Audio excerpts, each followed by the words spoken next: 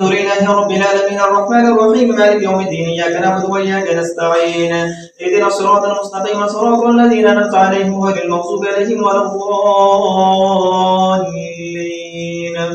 سبحان الذي أسرى بعبده ليلا من المسجد الحرام إلى المسجد الأقصى الذي باركنا حوله لنريه من آياتنا إنه هو السميع البصير وآتينا موسى الكتاب وجعلناه هدى لبني إسرائيل ألا تتخذوا من دوني وكيلا ذرية من حملنا مع نوح إنه كان عبدا شكورا وقضينا إلى بني إسرائيل في الكتاب لتفسدن في الأرض مرتين ولا تعلن علوا كبيرا فإذا جاء وعد أولاهما بعثنا عليكم عبادا لنا أولي بأس شديد فجاسوا خلال الديار وكان وعدا مفعولا ثم رددنا لكم الكرة عليه وأمددناكم بأموال وبنين وجعلناكم أكثر نفيرا إن أحسنتم أحسنتم لأنفسكم وإن أسأتم فلها فإذا جاء وعد الآخرة ليسوءوا وجوهكم وليدخلوا المسجد كما دخلوا أول مرة ويتبروا ما علوا تتبيرا.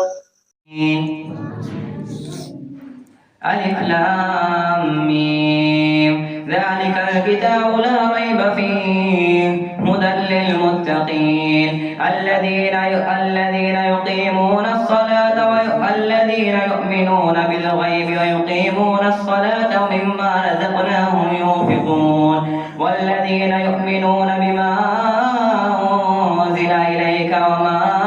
أنزل من قبلك وبالآخرة هم يوقنون أولئك على هدى من ربهم وأولئك هم المفلحون.